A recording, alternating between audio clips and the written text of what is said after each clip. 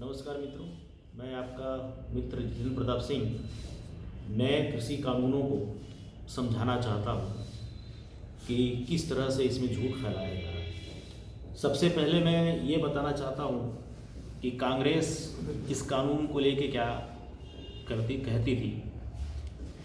2014 के कांग्रेस के मैनिफेस्टो में ये साफ लिखा था कि जब हम सत्ता में आएंगे तब मंडी व्यवस्था को ख़त्म करके किसानों को छूट देंगे कि वह प्राइवेट पार्टनरशिप के द्वारा खेती कर सकें ताकि उन्हें अपने उपज की अच्छी दाम मिल सके। ये पंजाब के तत्कालीन मुख्यमंत्री रहे कैप्टन अमरिंदर सिंह का ट्वीट है जो उन्होंने 26 जुलाई 2016 को किया था, जब ये सत्ता से बाहर हो गए थे और अकाली दल सत्ता में थी। Had the Akalis not cancelled the deal, at least 1.5 lakh farmer of Punjab would have tripled their incomes. उन्होंने लिखा कि we bought the Reliance Group to Punjab that initiated retail agri business project of 3,000 crore. This would have tripled the income of at least 1.5 lakh farmers. ये उस वक्त अमरिंदर सिंह ये समझा रहे थे कि मैंने रिलायंस ग्रुप को पंजाब लाया था ताकि पंजाब के किसानों की इनकम 3 गुनी बढ़ाई जा सके और करीब 1.5 लाख किसानों को रिलायंस ग्रुप से फ़ायदा हुआ। और आज अमरिंदर सिंह इस बिल के विरोध में सबसे ज़्यादा बोल रहे हैं। इसमें जो सबसे बड़ा झूठ ये फैलाया जा रहा है कि एमएसपी ख़त्म हो जाएगी। खुद मंत्री महोदय ने कहा कि एमएसपी ख़त्म नहीं होगी और पुरानी व्यवस्था भी चलती रहेगी। यदि कोई किसान मंडी में बेचना चाहता है तो वह मंडी में जा सकता है। सरकार ने 6,000 करोड़ रुपए जारी किया है ताकि मंडियों का आधुनिकीकरण किया जा सके। इसलिए ये अपने मन से भ्रम निकाल दीजिए कि मंडी व्यवस्था खत्म हो जाएगी। सच्चाई ये है, मनमोहन सिंह इस व्यवस्था के सबसे बड़े पक्षधर थे। उन्होंने पेप्सी कंपनी को सबसे पहले कॉन्ट्रैक्ट फार्मिंग करने का परमिशन दिया था। पेप्सी कंपनी ने गुजरात के किसानों के साथ कॉन्ट्रैक्ट फार्मिंग किया और गुजरात के आलू उगाने वाले किसानों की बहुत अच्छी स्थिति है। इस कानून में एक और झूठ फैलाते हैं कि ज़मीन का मालिक कंपनी बन जाएगी। बिल में एकदम साफ लिखा है कि जो भी कॉन्ट्रैक्ट होगा वह उपज पर होगा, ज़मीन से उस कॉन्ट्रैक्ट का कोई लेना देना नहीं होगा। अब मैं आपको इस बिल की पूरी डिटेल आपको दिखाता हूँ। इसी समय आपको मैं एक शरद पवार का मैं एक लेटर आपको दिखाता हूँ। ये लेटर उन्होंने तब लिखा था जब वह भारत के कृषि मंत्री थे। ये देखिए, ये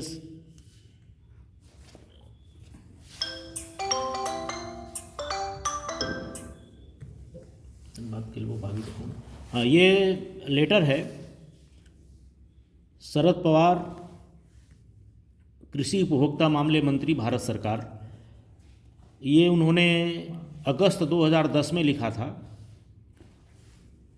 सारे मंत्रियों को लिखा था और उसमें उन्होंने ये क्लियर कहा है कि आप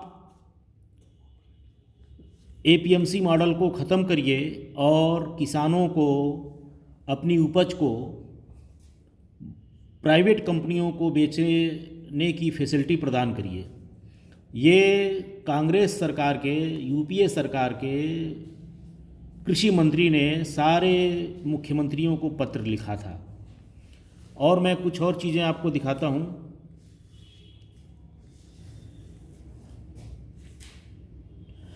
ये देखिए, ये द ट्रिब्यून चंडीगढ़ 3 अप्रैल 2006 का पेपर है।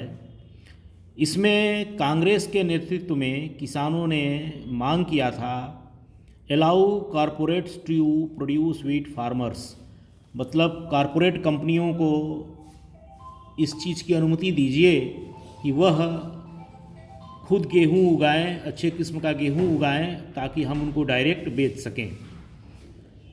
अब मैं आपको कृषि कानून के बारे में आपको मैं पूरी तरह से बता रहा हूँ।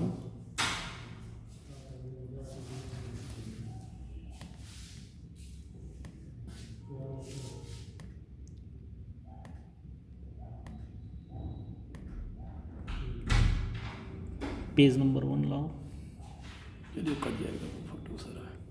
पेज नंबर 1 यही है। यही है ना? चलिए हाँ, वीडियो चालू करो। हो गया।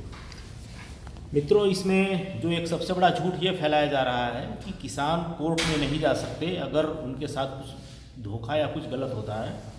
ये नया कृषि कानून है, इसमें 5वां नंबर साफ साफ लिखा है, यदि उपधारा 1 के अधीन से व्यवहार के पक्षकार इस धारा के अधीन वर्णित रीति में 30 दिन के भीतर, मतलब यदि दोनों पक्ष 30 दिन के भीतर आपसी बात भी सहमति से अगर वो समाधान करने में असमर्थ रहते हैं तो वह संबंध उपखंड मजिस्ट्रेट से संपर्क कर सकते हैं। यानी कि किसान का जहां खेत है वह अपने ही इलाके के कोर्ट से संपर्क कर सकता है और ऐसे समाधान के लिए उपखंड प्राधिकारी होगा।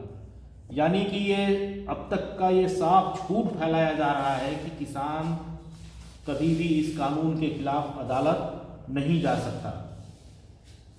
तो मित्रों, ये आप समझ जाइए कि इसमें सिर्फ झूठ फैलाए जा रहे हैं और आप ये पूरी कानून पढ़ेंगे आप तो इसमें साफ साफ लिखा हुआ है। इसके अलावा यहाँ भी लिखा है कि यदि सिविल न्यायालय को किसी ऐसे विषय की बाबत अधिनियम नियमों के द्वारा असत संज्ञान लिया जाता है तो उसका निपटारा किया जा सकता है।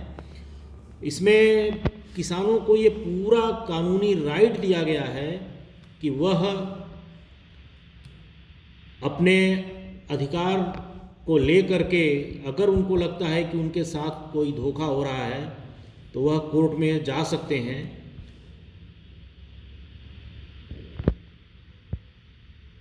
और इसमें ये साफ साफ लिखा हुआ है कि इस अधिनियम के अधीन कृषक या व्यापारी अपने उपज को कहीं भी भारत में यानी अंतर्राज्यीय व्यापार कर सकता है। यानी यदि किसी किसान को अपने उपज की कीमत कहीं और मिल रही है तो वह वहाँ ले जाकर बेच सकता है। ये भारत सरकार की वेबसाइट पर, GOV पर और ट्विटर पर रविशंकर प्रसाद जी ने, प्रकाश जावड़ेकर जी ने, सबने इस नए किसान कानून को ट्वीट किया है। कोई भी व्यक्ति अगर इस कानून में कोई कमी दिखा दे तो मैं खुद समर्थन करूंगा कि सरकार को उन कमियों को दूर करना चाहिए। लेकिन मैंने इस कानून का पूरी तरह से अध्ययन किया, मुझे इस पूरे कानून में कहीं कोई ऐसी कमी नज़र नहीं आई कि ये कानून गलत कहा जा सकता है। इसीलिए मित्रों, ये जो दिल्ली में हो रहा है ये दरअसल एक वामपंथियों द्वारा किया जा रहा आंदोलन है।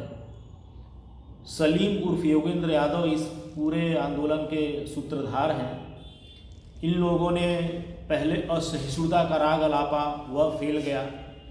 नागरिकता यानी CAA विरोधी दंगा किए, शाहीन बाग बनाया, उसमें भी ये मोदी सरकार को बदनाम नहीं कर सके।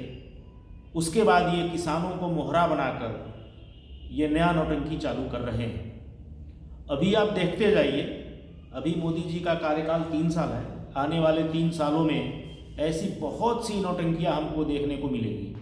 हमें सतर्क रहना है। दरअसल ये मोदी सरकार की लोकप्रियता से डर चुके हैं, ये मान चुके हैं कि हम लोकतांत्रिक तरीके से मोदी को नहीं हरा सकते। हम प्रजा के द्वारा वोटिंग करवाकर मोदी को नहीं हटा सकते। इसलिए ये कनाडा, ब्रिटेन, दूसरे देशों की मदद से जो वहाँ पर अलगाववादी ताकतें बैठी हैं, ये मोदी के खिलाफ नई नई साजिशें कर रहे हैं। अंत में मैं अपनी बात ख़त्म एक वीडियो से करूँगा। ये कपिल सिब्बल जी का वीडियो तब का है जब वह खुद मंत्री थे, तब वह क्या जवाब देते थे, सुनिए। व्यापारियों से पूछिए भैया सस्ते दाम में खरीदे ना, सस्ते दाम में बेचे ना, क्यों सरकार तो नहीं बेचती प्याज।